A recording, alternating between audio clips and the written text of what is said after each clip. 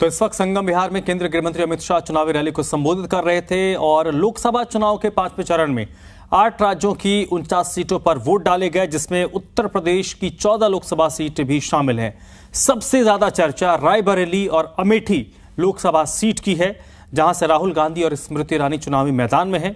वहीं पश्चिम बंगाल में कई जगहों में मतदान के दौरान हिंसा की खबरें आई। 5वें चरण के चुनाव में 9 केंद्रीय मंत्रियों की साख दांव पर लगी है। लोकसभा चुनाव के 5वें चरण में 8 राज्यों की 49 लोकसभा सीटों के लिए वोट डाले गए। बिहार, जम्मू कश्मीर, लद्दाख, झारखंड, महाराष्ट्र, ओडिशा, उत्तर प्रदेश और पश्चिम बंगाल की 49 लोकसभा सीटों पर 695 उम्मीदवारों की किस्मत दांव पर है, जिनमें 9 केंद्रीय मंत्री भी शामिल हैं। इस चरण में उत्तर प्रदेश की 14 लोकसभा सीटों पर मतदान हुआ, जिनमें high profile seat Lucknow, Amethi और रायबरेली शामिल है। अमेठी से केंद्रीय मंत्री स्मृति ईरानी फिर से चुनाव मैदान में हैं, तो कांग्रेस नेता राहुल गांधी अब की बार गांधी परिवार की पारंपरिक सीट रायबरेली से किस्मत आजमा रहे हैं। मतदान के बीच कांग्रेस उम्मीदवार राहुल गांधी रायबरेली पहुंचे, जहां उन्होंने पिपलेश्वर हनुमान मंदिर में पूजा अर्चना करने के बाद कई पोलिंग बूथ पर जाकर मतदान का जायजा लिया। हालांकि इस दौरान कुछ स्थानीय लोगों ने राहुल गांधी के सामने बीजेपी के समर्थन में नारेबाजी भी की। स्थानीय लोगों ने जय श्री राम के नारे लगाए। राहुल गांधी पोलिंग बूथ का निरीक्षण करने पहुंचे थे। मेरा सौभाग्य है कि आज गौरीगंज में विकसित भारत के संकल्प के साथ गरीब कल्याण एवं महिला शक्ति को समर्पित एक नेता को, एक राष्ट्र सेवक को मैंने अपना मत दिया। अभिलाषी हूं कि जनता उनको अपना स्नेह और आशीर्वाद निरंतर देती रहे। केंद्रीय रक्षा मंत्री राजनाथ सिंह ने भी लखनऊ के गोमती नगर पोलिंग बूथ पर अपने मताधिकार का इस्तेमाल किया। इस दौरान राजनाथ सिंह ने 400 से ज्यादा सीटों पर बीजेपी की जीत का दावा किया। यूपी के डिप्टी सीएम ब्रजेश पाठक ने भी अपना वोट डाला। इसके बाद उन्होंने राहुल गांधी और अखिलेश यादव की जोड़ी को निशाने पर लिया।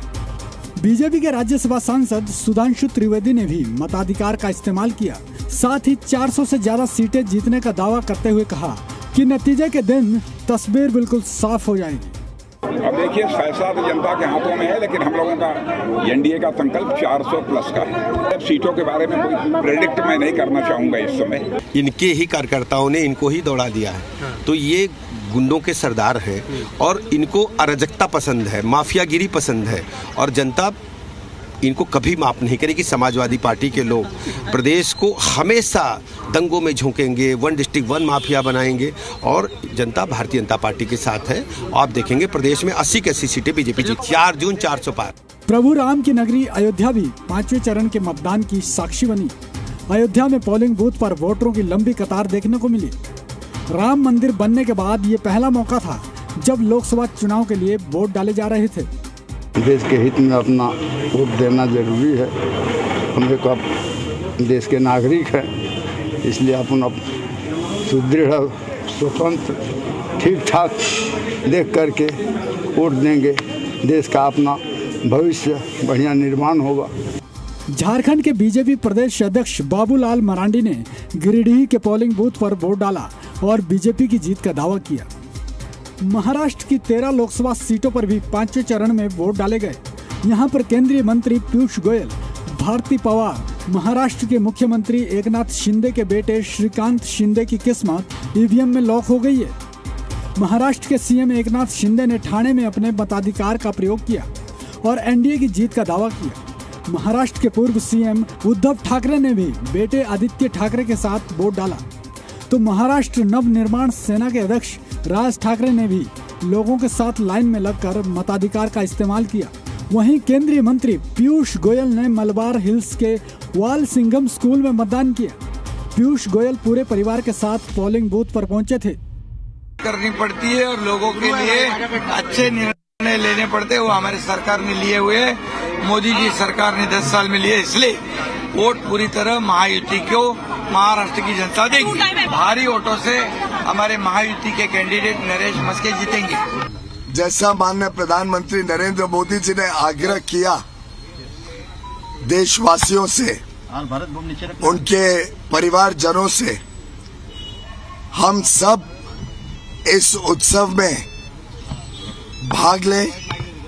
हम सब मिलकर इस उत्सव को सफल बनाएं। मतदार सगळे जुमलाबाजीला त्रासलेले आहेत आणि देशातली लोकशाही आणि संविधान वाचवण्यासाठी मोठ्या प्रमाणावरती या देशातले नागरिक बाहेर पडून आपल्या मतदानाचा हक्क या पुढे सुद्धा अबाधित राहावा म्हणून यावेळेला मतदान करतात। और अधिकार भी है तो हर कोई वोटिंग के लिए उतरेगा और हमारे देश के लिए, संविधान के लिए और लोकतंत्र के लिए वोटिंग होगा। बहुत सारे लोग लाइंस में खड़े हैं, जैसे ही वोट हो जाता है तो फिर वो वोट परसेंटेज में आता है।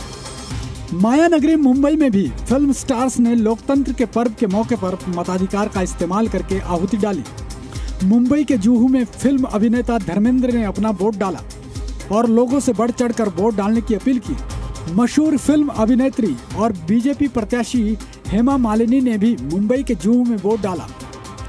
हेमा मालिनी अपनी बेटी ईशा के साथ वोट डालने पहुंची थी। फिल्म अभिनेता मनोज वाजपेयी भी अपनी पत्नी के साथ वोट डालने पहुंचे थे। मशहूर फिल्म अभिनेता अनिल कपूर ने भी मुंबई में मतदान किया और लोगों से कहा कि अपना कीमती वोट जरूर डालें।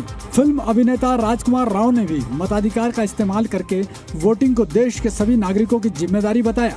मशहूर पूर्व क्रिकेटर सचिन तेंदुलकर ने भी मताधिकार का इस्तेमाल किया। एक्टर संजय दत्त, ऋतिक रोशन ने भी पोलिंग बूथ पर पहुंचकर अपना वोट डाला। अधिक से अधिक लोग आए, इसके लिए हम लोग जल्दी आए ताकि आप लोगों के जरिए ये जो पब्लिसिटी होगी कि हम लोग मतदान करने आए। हम भी आए थे, धर्म जी भी आए, यशा आई है, हमारे परिवार के सब लोग आए हैं। एक एक जन को हमने रिक्वेस्ट किया, प्लस ऑल द हमारे जो हेल्पर हैं घर में भी, उनको भी बोला है कि आप लोगों को जाके वोट देना है। इतना तक हम लोग कर सकते हैं। बाकी ये वीडियो आपका जो देखकर जो इंस्पायर होंगे कि जो घर में बैठे हैं, आराम कर रहे हैं, खाना वाना खा रहे हैं, वो बाहर निकल के आके वोट देना आएंगे। सबसे बड़ा उत्सव है ये, चुनाव का उत्सव, और सबको अपने मतदान का प्रयोग करना चाहिए क्योंकि ये जो है 5 साल के बाद मतदान नहीं किया तो शिकायत करने का अधिकार नहीं है। यही कहना चाहूँगा कि नॉर्मली प्रॉब्लम्स 2 वजह से होते हैं। एक is you act without thinking और यू जस्ट कीप थिंकिंग और एक्ट नहीं करते। मैं आज सभी को यही दरख्वास्त करता हूं कि प्लीज आइए और अपना वोट कास्ट कीजिए। ये अपने देश के भविष्य के लिए बहुत इम्पोर्टेंट है। आओ वोट कीजिए, आप लोग सब आना चाहिए जैसे मैंने किया। ये देखो 5वें चरण के मतदान के दौरान छिटपुट हिंसा की घटनाएं भी सामने आई। यूपी के फतेहपुर में समाजवादी पार्टी और बीजेपी समर्थकों के बीच पोलिंग बूथ पर मारपीट हुई। पुलिस ने मौके पर स्थिति को नियंत्रित करते हुए दोनों पक्षों के लोगों को खदेड़ दिया। वहीं पश्चिम बंगाल की हुगली लोकसभा सीट से बीजेपी उम्मीदवार लॉकेट चटर्जी और टीएमसी कार्यकर्ताओं के बीच जोरदार बहस देखने को मिली। लॉकेट चटर्जी ने टीएमसी कार्यकर्ताओं पर वोटिंग में गड़बड़ी का आरोप लगाया। सब कुछ अच्छा चल रहा है, ऐसा कुछ रिपोर्ट का ये नहीं है। 2-3 जगह में थोड़ा सा थ्रेडनिंग चल रहा है। बलागढ़ में एक बूथ में किया, धनियाखाली में कुछ बूथ में चल रहा है, कुछ जगह भी EVM machine is not working, उसके ऊपर काम चल रहा है। धनियाखाली में मैं हूँ, सब लोग अभी बहुत अच्छा सिचुएशन है, सब लोग वोटाधिकार अपना अपना देंगे। सब लोग वोट दे, अपना अपना वोटाधिकार प्रयोग करे, निश्चित में प्रयोग करे और अच्छे हिसाब से प्रयोग करे। और वो लोग जानते हैं देश किसका नेतृत्व में चल रहा है। नरेंद्र मोदी जी का नेतृत्व में देश चल रहा है। प्रधानमंत्री तो 3rd टाइम के लिए वही बन रहा है। बहुत सारा तृणमूल का लोग कर रही है। उधर पश्चिम बंगाल के आरामबाग स्थित पोलिंग बूथ पर टीएमसी कार्यकर्ताओं पर लाठी डंडे से हमला करने का आरोप लगा है। हमले में 2 लोग घायल बताए जा रहे हैं। पुलिस ने एक आरोपी को हिरासत में लिया है। इसके अलावा श्रीरामपुर में पोलिंग बूथ पर टीएमसी प्रत्याशी कल्याण बनर्जी और सुरक्षा कर्मी के बीच बहस हुई। कल्याण बनर्जी ने सुरक्षा कर्मियों पर परेशान करने का आरोप लगाया। वहीं जम्मू कश्मीर के बारामूला में वोट डालने को लेकर लोग उत्साहित नजर आए। पोलिंग बूथ पर मतदाताओं की लंबी लाइन देखने को मिली। जम्मू में विस्थापित कश्मीरी पंडितों ने भी मतदान किया। कश्मीरी विस्थापित वोटरों के लिए चुनाव आयोग ने इस बार खास पहल की, जिसके तहत उधमपुर में कश्मीरी विस्थापितों के लिए अलग मतदान केंद्र बनाए गए थे, जहां बड़ी संख्या में विस्थापित वोटर्स ने लोकसभा चुनाव के लिए मतदान किया। ब्यूरो रिपोर्ट, जी मीडिया।